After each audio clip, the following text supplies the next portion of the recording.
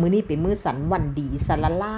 สะละลาเป็นหยังยายเจยอ้าวมากินข้าวนอกบ้านตัวพี่น้องมาทำธุระเฮ้ยยายเจยจัดไปเลยข้าวขาหมูแต่ว่าเขามีน้ำซุปเขาก็แซ่บตาไทยสั่งผัดกะเพราทะเลรวมวาซันเดมาเบิ่งเอาตาไทยก็ยาวตัวพี่น้องความหิวมันบ่เข้าไผออกไผเด้11 นาฬิกายายเจยบ่ทันได้กินข้าวเช้าตาไทยเรากินข้าวแล้วก็กิน2-3 ค่ำพี่น้องบาดนี้มากินข้าวนํกันก็อยากกินข้าวนอกบ้านนะพี่น้องอยากเข้าใจฟิวบ่พี่น้องอยากกินข้าวนอกบ้านแน่บ่อยากกินข้าวในบ้านตลอดนะมาธุระก็เลยว่าอุ๊ยมากินข้าวนอกบ้านแน่แต่เก่าพ่อแม่เพิ่นว่าเอาลุกแต่เช้าเด้อสิไปทำธุระน่ะตำแจ่วเอาเข้าไปนำเอาไปเฮ็ดหยัง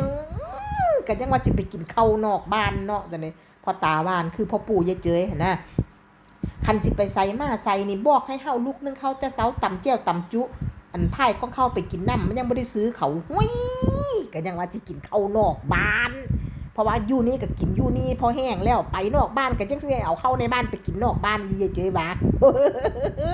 ผู้เฒ่าแต่เก่าพี่น้องอันประหยัดนั่นแม่ประหยัดคักประหยัดแหน่นั่นน่ะว้ายบ่ได้ดอกเนาะไปนอกบ้านก็กินข้าวนอกบ้านเถอะเนาะเงินก็หามาเฮ็ดหยังก็หามาใส่ตัวเนาะพี่น้องว่าบ่พ่อแม่ตุเจ้าเป็นคือพ่อแม่ยายเจยบ่พ่อแม่ยายเจยเนี่ยพ่อปู่เพิ่นอยากเป็นอยู่ได้อยากประหยัดนั่นน่ะเป็นหยังคือเว้าเราอย่าฮ้อนดุกฮ้อนเดียวเด้อเพราะว่าเราก็ตุ๋ยนั่นแหละพี่น้องเราสิบอกเลยให้เอาเข้าไปกินน้ำโว้ยไปกินน้ำเฮ็ดหยังไปหากินทางนาโลดนอกจากว่าเฮาสิไปไกลอีหลีเด้อเฮาบ่ฮู้จักบ้านจักเมืองอันนั้นมันยังแต่งเข้าไปกินน้ำมันยังถือให้เธอหลงบ้านหลงเมืองเนาะพี่น้องคือใจไปหาปู่เลิศแล้วพากันหลง3-4 รอบหั่นล่ะพี่